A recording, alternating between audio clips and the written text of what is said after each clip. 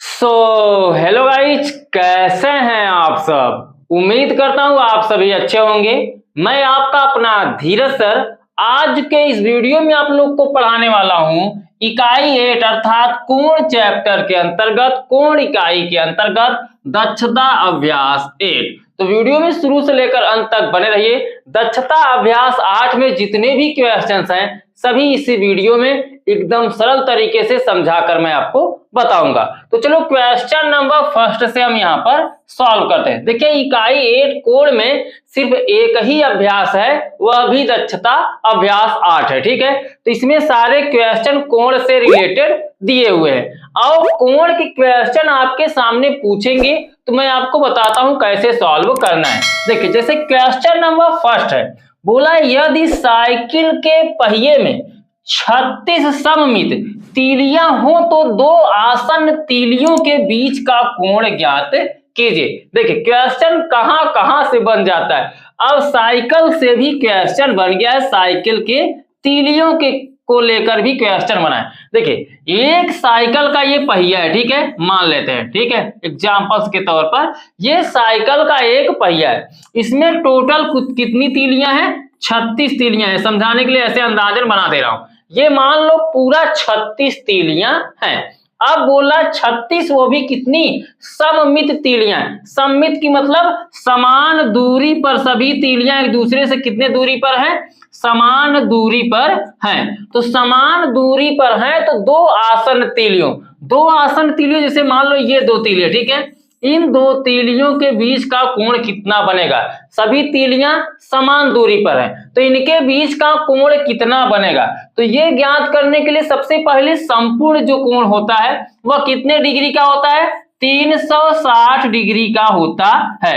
360 अंश का कोण एक संपूर्ण कोण होता है, क्योंकि साइकिल का जो पहिया होता है वह गोले आकार का होता है और जब गोले आकार का होगा तो पूरा कितने अंश का कोण बनेगा, 360 डिग्री का कोण बनेगा। तो यहां पर 360 डिग्री का कोण बनेगा पूरे पहिए में, लेकिन हमसे सिर्फ पूछ रहा है दो तीलियों के बीच कितना अंश का कोण बनेगा। तो पूरे साइकिल के पहिए का कोण कितना हो गया, 360 डिग्री। ठीक है, टोटल कितनी तीलियां हैं, 36 तीलियां। अगर हम 36 से 360 में भाग कर दें तो हमें मिल जाएगा कितने अंश का कोण बनेगा।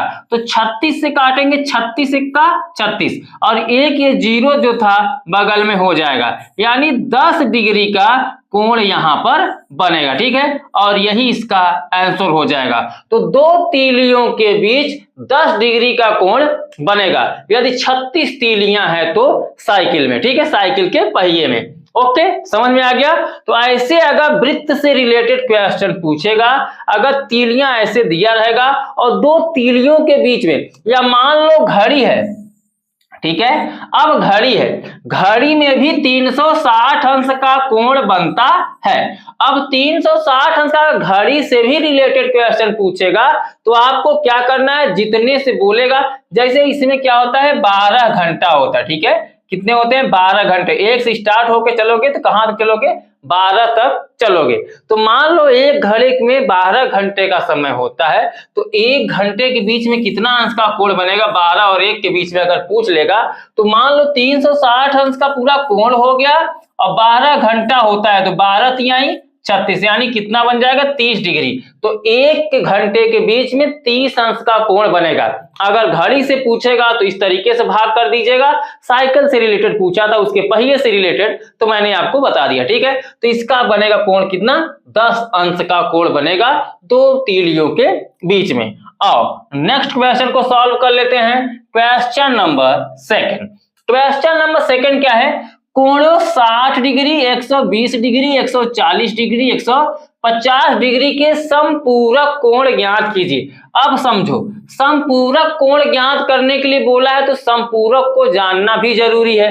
देखिए समपूरक कोण किसे कहते हैं, दो कोणों के योग 180 अंश हो तो उसे हम समपूरक कोण कहते हैं। दो कोणों का योग यदि 180 के बराबर है तो वहां पर समपूरक कोण होता है। जैसे अगर हम इसको हल करें और इसका समपूरक कोण ज्ञात करें, जैसे 60 डिग्री का समपूरक कोण, ठीक है, यहां पे ध्यान दीजिए, संपूरक कोण कैसे ज्ञात होता है। 60 डिग्री का संपूरक कोण। मैंने बताया कि संपूरक कोण किसे कहते हैं, दो कोणों के योग का योग, यानी दो कोणों का योग 180 डिग्री हो तो उसे हम संपूरक कोण कहते हैं। दो कोणों का योग 180 डिग्री हो, तो अगर हमें 60 का बताना हो संपूरक कोण तो क्या होगा, 60 का निकालने के लिए हम क्या करेंगे, दो कोणों का योग कितना होना चाहिए, अगर 180 है तो वह संपूरक होगा, तो 180 में से हम 60 को क्या करेंगे, घटा देंगे, तो 180 माइनस 60 डिग्री करोगे कितना आ जाएगा, 120 डिग्री, और जो 120 डिग्री आएगा यही किसका, 60 का संपूरक कोण हो जाएगा। संपूरक कोण अगर पूछेगा किसी भी कोण का तो 180 में से उसी को घटा देना, उसका संपूरक कोण मिल जाएगा। जैसे अभी यहां हमसे पूछा है कितने का, 120 का, अगर मुझे 120 का संपूरक कोण बताना होगा तो आपको करना कुछ नहीं है, 180 में से क्या करिए, 120 को घटा दीजिए तो कितना आ जाएगा, 60 डिग्री, और जो 60 डिग्री आया है यह किसका, 120 का संपूरक कोण हो जाएगा। और संपूरक कोण मैंने आपको बताया, संपूरक कोण होता है 180 अंश, दो कोणों का योग अगर 180 अंश है तो उसे हम संपूरक कोण कहते हैं। अब 120 में अगर हम 60 जोड़ देंगे तो 180 हो जाएगा, और 180 ही संपूरक कोण कहा जाता है। आओ अब 140 का निकाल लेते हैं, 140 डिग्री का संपूरक कोण, तो 140 डिग्री का निकालेंगे तो संपूरक कोण कितने का होता है, 180 अंश, 180 में से 140 हम क्या करेंगे, घटा देंगे, जिसका हम संपूरक कोण निकाल रहे हैं उसी को 180 में से हम घटा देंगे, तो 180 में से 140 घटेगा तो कितना बचेगा, 40, और यही 40 डिग्री इसका क्या हो जाएगा, संपूरक कोण। दो कोणों का योग अगर 180 अंश है तो वह संपूरक कोण कहा जाएगा।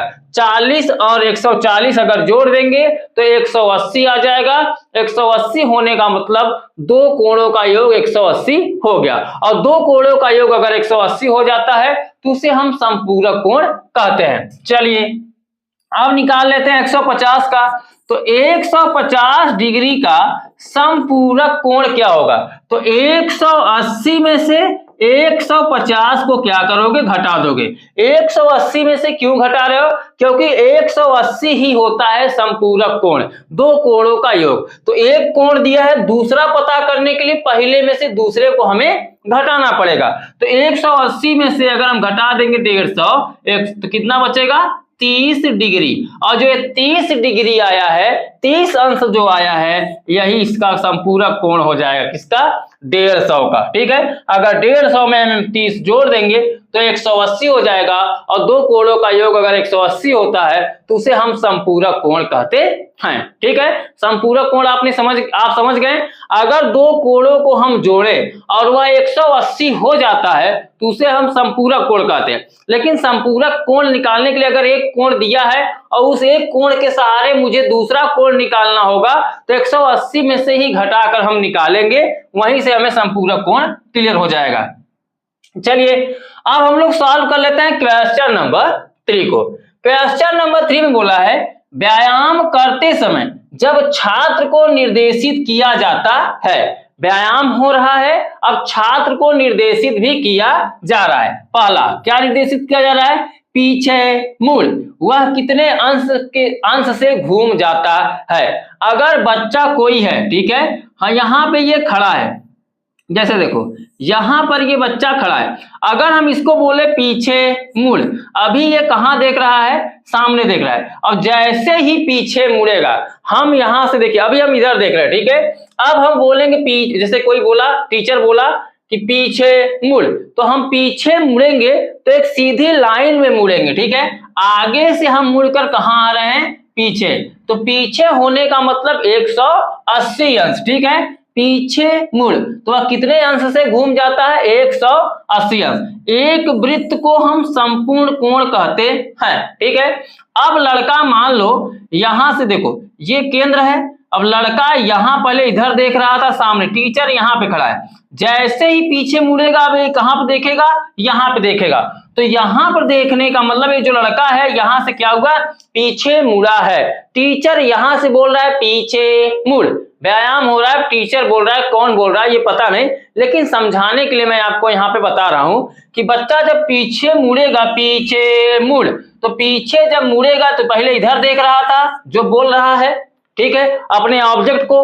अब वहां से पीछे मुड़ेगा तो एक सीधी लाइन यहां से बन जाएगी, यहां से मुड़ेगा तो यहां सीधा इसका बनेगा, और जब सीधा बनेगा तो कितने अंश का कोण बनेगा, 180 अंश का, क्योंकि 180 और 180 कितना हो जाएगा, 360, आधा भाग 180 अंश, आधा भाग 180 अंश। तो जैसे ही वो पीछे मुड़ेगा कितने अंश का कोण बन जाएगा, 180 अंश का, ठीक है। तो इसका जो आंसर हो जाएगा 180 अंश, वो 180 अंश घूम जाता है, ठीक है। चलो दूसरे को सॉल्व कर लेते हैं। बोला दाएं घूम, तो वह कितने अंश पे घूम जाएगा।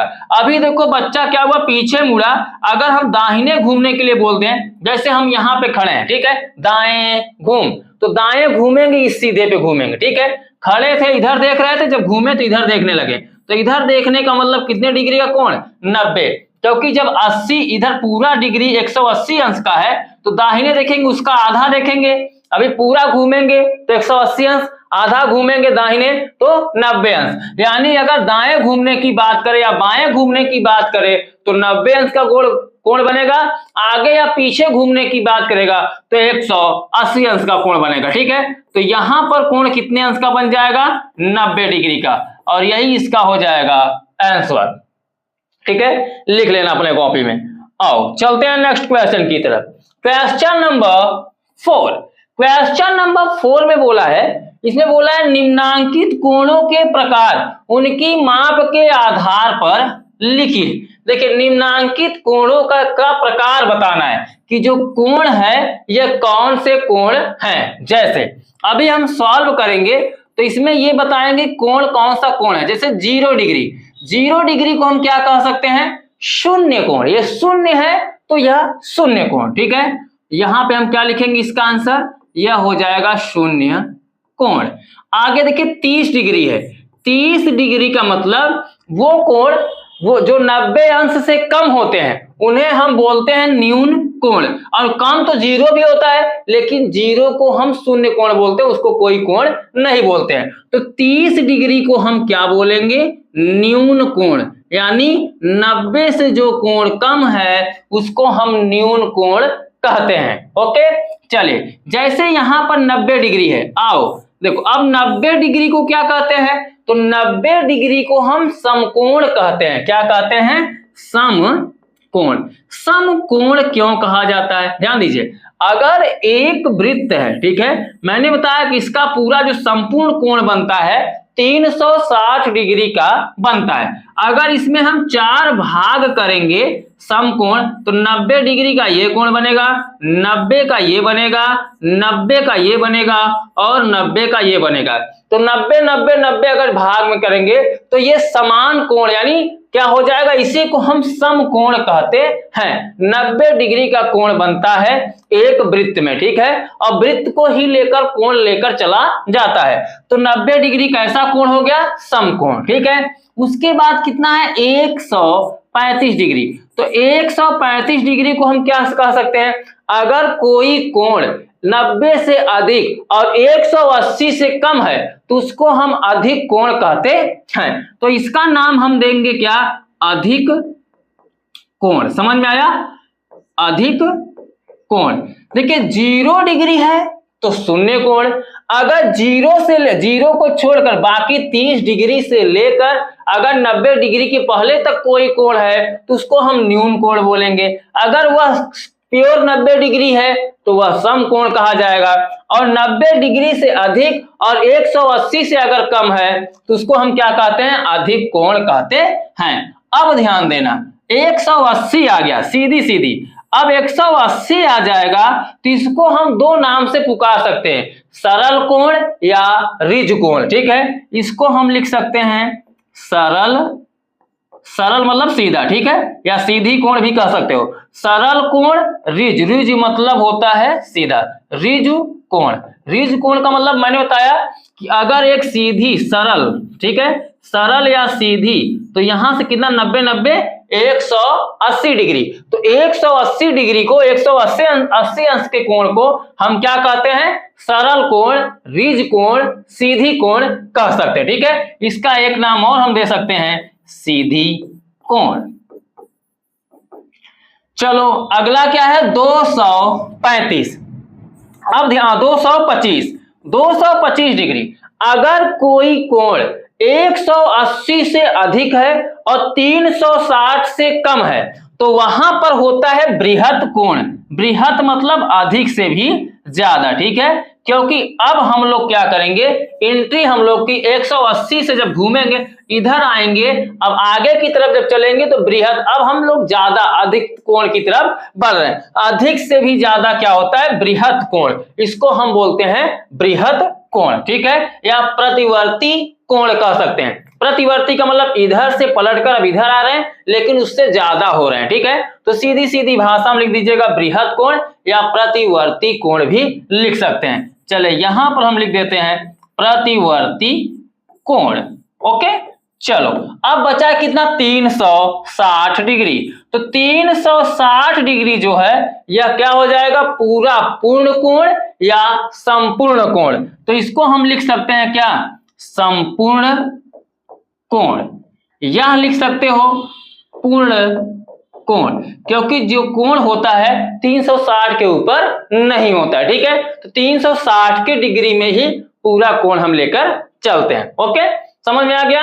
अगर 0 पे 0 अंश है तो शून्य कोण, 30 अंश है तो न्यून कोण, 45 अंश है न्यून कोण, 60 अंश है न्यून कोण, 90 तो समकोण है। अगर 90 से अधिक और 180 से कम है तो उसको हम अधिक कोण बोलते हैं, ठीक है। सरल कोण 180 अंश को सरल कोण, ऋज कोण या सीधी कोण कह सकते हैं। अगर 225 अंश बोला है तो 180 अंश से अधिक कोण और 360 अंश से कम है तो उसको हम बृहत कोण या प्रतिवर्ती कोण कहते हैं। ओके, और 360 अंश को तो हम पूर्ण या संपूर्ण कोण कहेंगे, ठीक है।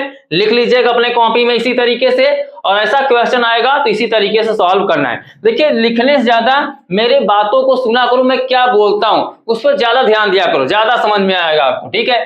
चलिए 5वें क्वेश्चन को हम लोग यहाँ पर सॉल्व करते हैं, ठीक है। 5वें में क्या बोला है? निम्नांकित का उत्तर लिखिए। इसमें 4 कथन दिए हुए, चारों का उत्तर लिखना है। जैसे न्यून कोण का कोटि पूरक कोण है।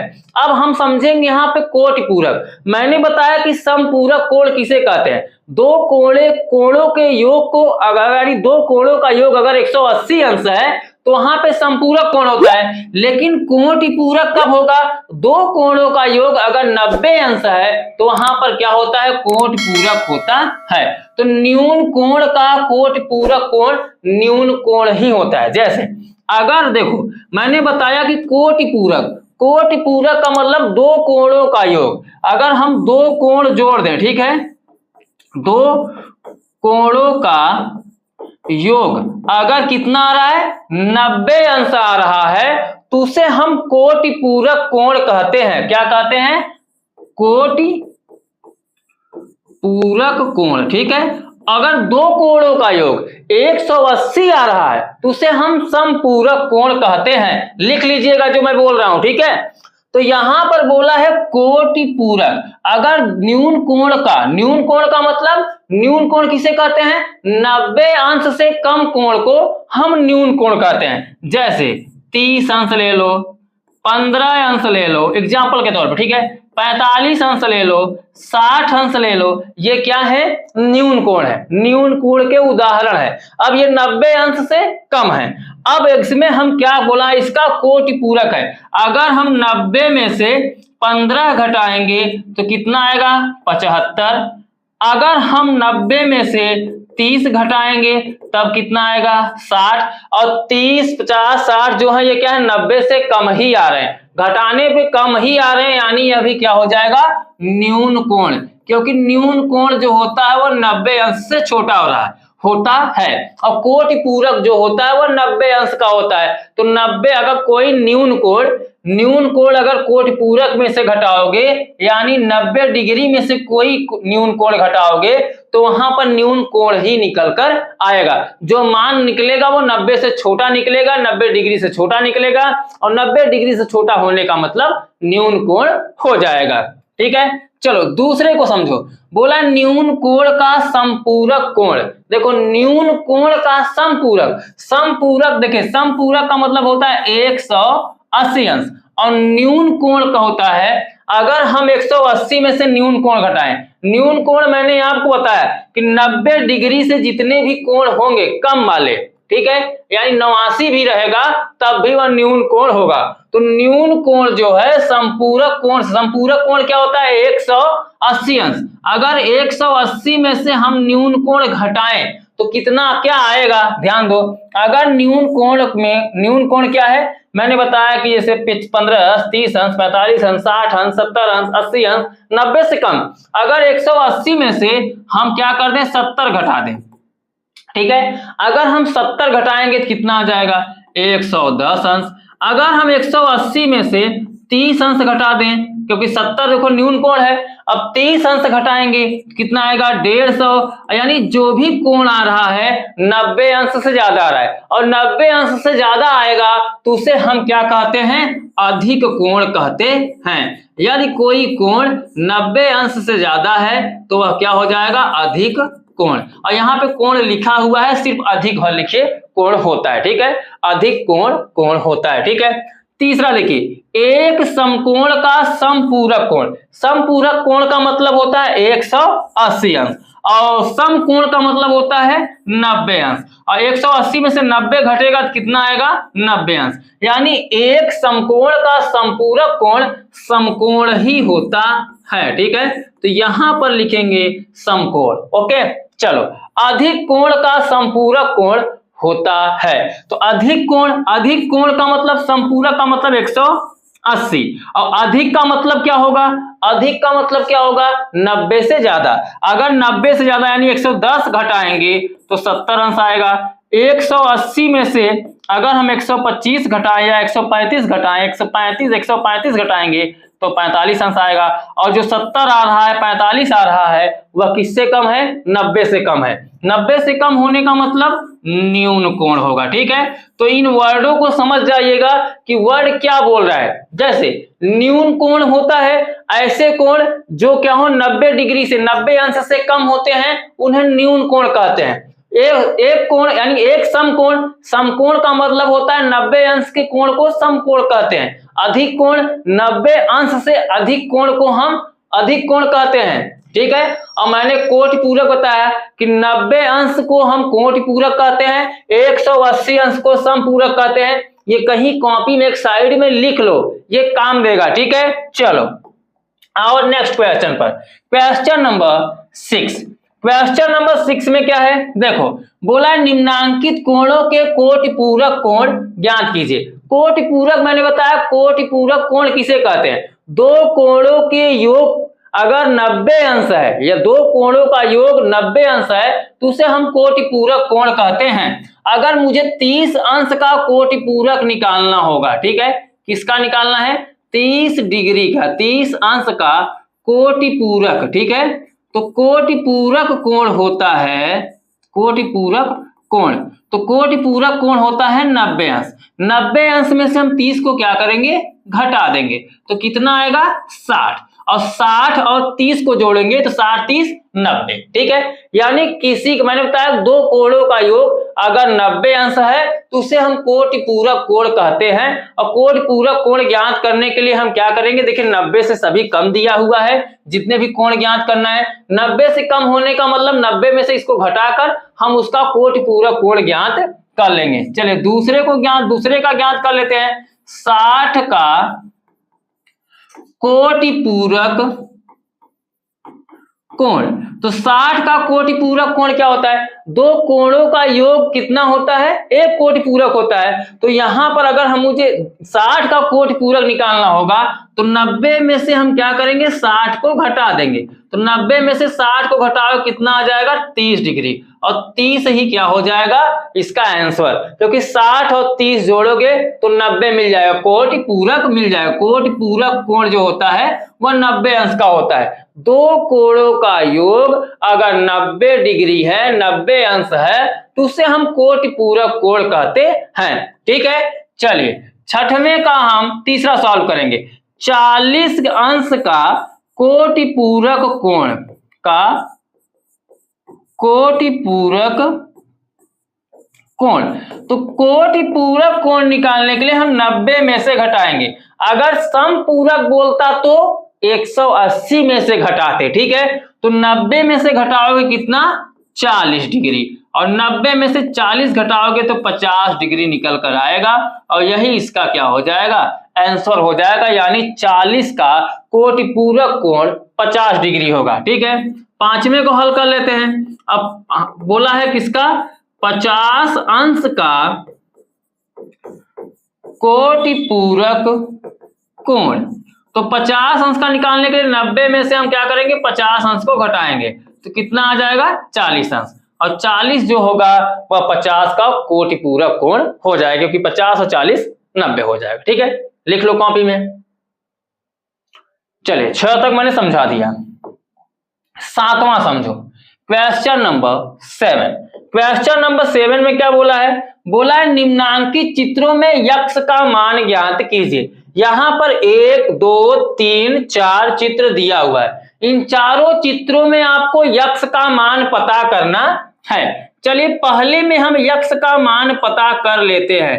ध्यान दीजिएगा, कहीं भी यक्ष का मान पता करना हो और इस तरीके से चित्र दिया हो, थोड़ा चित्रों पर सीधी लाइनों को ज्यादा खोजिएगा। ठीक है, जैसे यहां पर देखो एक सीधी लाइन है, और जहां पर सीधी लाइन होती है वहां पर 180 अंश का कोण बनता है, क्योंकि यह सरल कोण बोलते हैं, इसको रिज कोण बोलते हैं, इसको सीधी कोण बोलते हैं, कह लीजिए। ठीक है, तो यानी इसमें हमें क्या करना है, इस यक्ष का मान बताना है। ठीक है, तो यक्ष का मान बताने के लिए देखिए ये सरल कोण है, इन दोनों का योग कितना होगा, 180 अंश। ठीक है, यानी x प्लस 2x बराबर कितना होगा, 180 अंश। हमें बताना है यक्ष का मान। तो इन देखिए ये यक्ष और ये यक्ष दोनों यक्ष है, एक यक्ष है और एक 2x है, और 2x देखिए ये 2 यक्ष है और ये 1 यक्ष है। इसके पहले कोई संख्या नहीं है तो एक छुपा होता है। एक जो होता है चर संख्याओं के साथ छुपा होता है,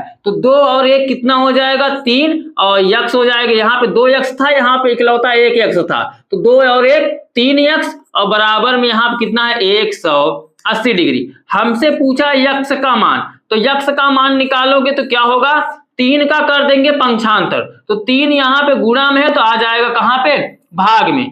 3 से काटोगे 3 छक्के 18, यानी यक्ष बराबर 3 छक्के 18, और ये बगल में जो 0 था उसको लिख लो। ठीक है, अर्थात यक्ष का मान जो आएगा वह कितना आ जाएगा, 60 डिग्री हो जाएगा। ठीक है, तो इसी तरीके से आपको क्वेश्चनों को सॉल्व करना है। अगर ऐसा चित्र देकर यक्ष का मान पूछेगा तो इसी तरीके से आपको निकालना है। जैसे दूसरे को अभी हम लोग सॉल्व करते हैं। ठीक है, दूसरे चित्र को, दूसरे में क्या दिया है, देखिए पहले हमने बताया कि एक सीधी रेखा को हमेशा खोज लिया करो। ठीक है, सीधी रेखा मिल रही है तो ठीक है, नहीं तो कोणों के अनुसार ही हम सॉल्व करेंगे। अब यहां पर एक सीधी रेखा मिल रही है, लेकिन हमसे पूरे सीधी रेखा का बात ना करके यहां पर देखो एक समकोण के आकार का बात किया है, और उसी में दिया है यक्ष। ठीक है, तो यहां से यहां तक क्या होगा, पूरा अगर कोण बनेगा तो 180 अंश का, अगर इसको पूरा हम यहां से यहां तक कोण देखेंगे तो यह 180 अंश हो जाएगा, लेकिन इसका आधा ही लेकर चल रहा है। आधे का मतलब एक समकोण है,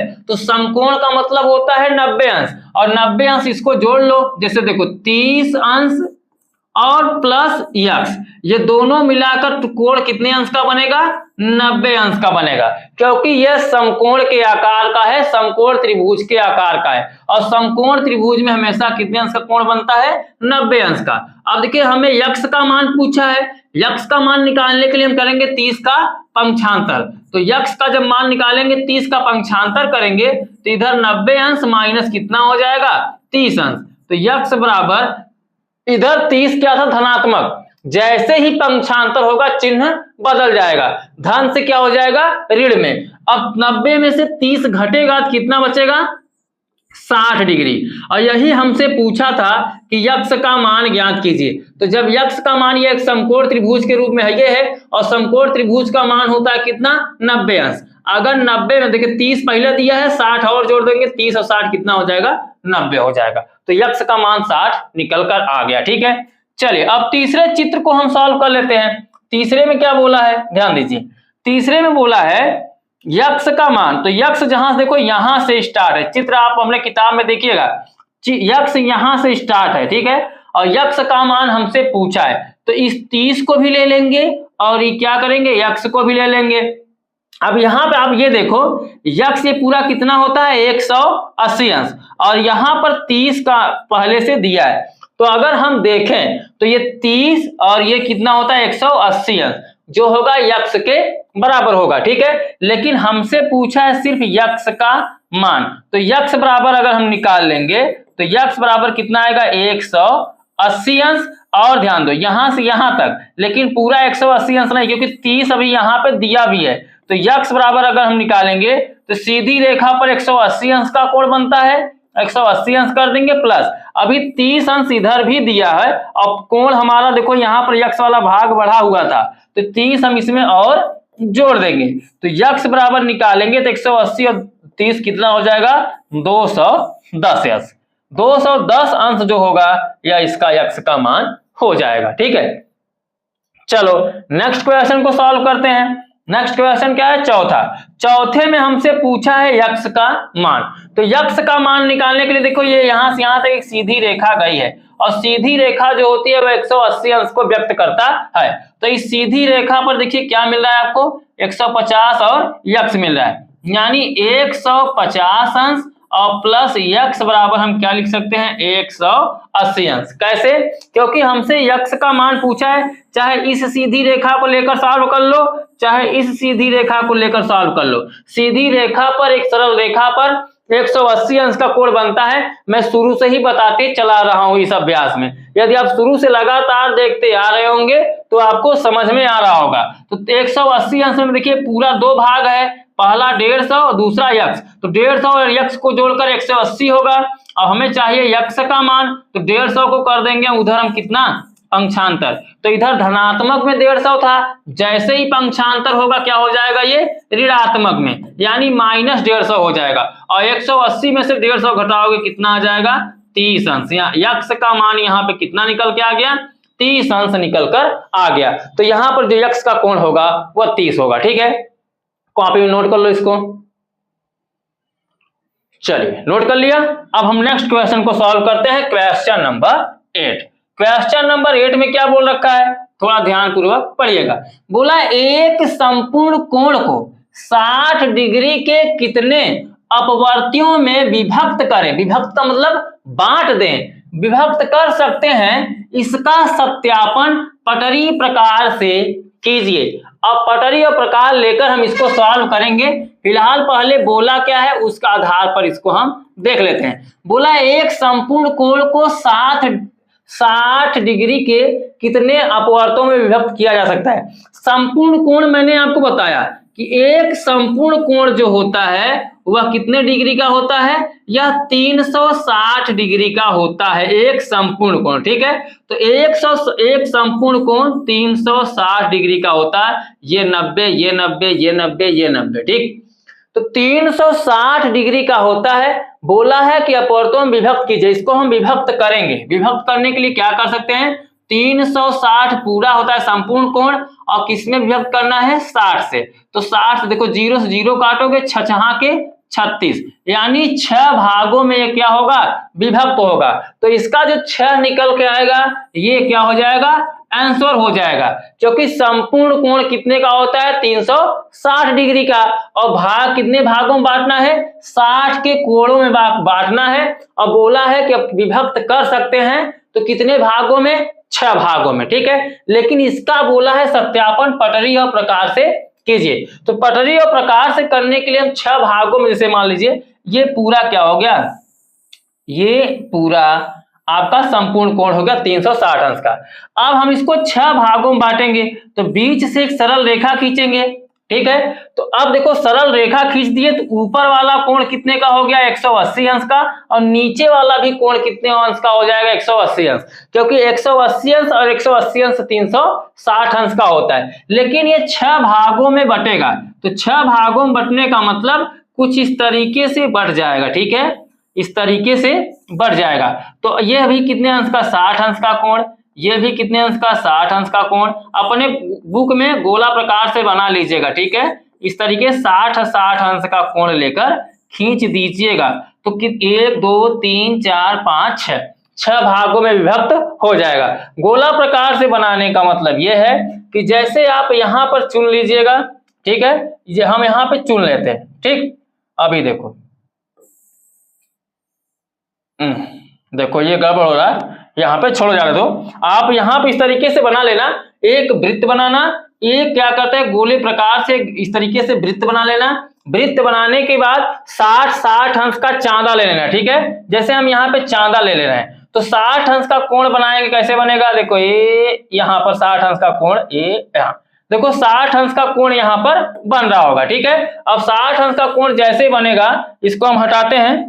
देखो 60 अंश का कोण बनाना, तो ऐसे ऐसे कुल मिला के वृत्त में कितने भाग बनेंगे, 6 ठो बनेंगे। तो गोला प्रकार, यहाँ चांदा लेकर गोला प्रकार लेकर आपको गोला प्रकार से पहले पूरा गोल बना लेना है। गोल बनाने के बाद 60 अंश पर ऐसे इस तरीके से बनाकर फिर कोण को दर्शा देना है, ठीक है। समझ में आ गया ना। तो ये क्वेश्चन इसी तरीके से सॉल्व होगा और अपने नोटबुक में इसी तरीके से नोट कर लीजिएगा। आइए अब हम लोग सॉल्व करते हैं क्वेश्चन नंबर 9 को, इस अभ्यास का लास्ट क्वेश्चन। क्वेश्चन नंबर 9 में बोला है पटरी और प्रकार की सहायता से 300 का कोण खींचिए। देखो अब यहां पर भी पटरी और प्रकार की सहायता से 300 अंश का कोण खींचना है। अगर हम पूरे वृत्त को देखें, ये हमारा पूरा क्या है, वृत्त है। पूरा वृत्त हमारा होता है 360 डिग्री का, लेकिन खींचना कितने का है, 300 का। तो 300 का खींचने के लिए हम क्या करेंगे, 360 में से 60 को घटा देंगे, तो कितना आ जाएगा 300, ठीक है। तो 300 निकालने के लिए हमें क्या करना होगा, 60 डिग्री घटाना होगा। तो 60 डिग्री घटाने के लिए आओ यहां पर मैं समझाता हूं, ठीक है। अभी मैं यहां पे गोले प्रकार से, चलो देखो यहां पे मैं समझाता हूं, ठीक है। जैसे अभी इसको इधर कर लेता हूं,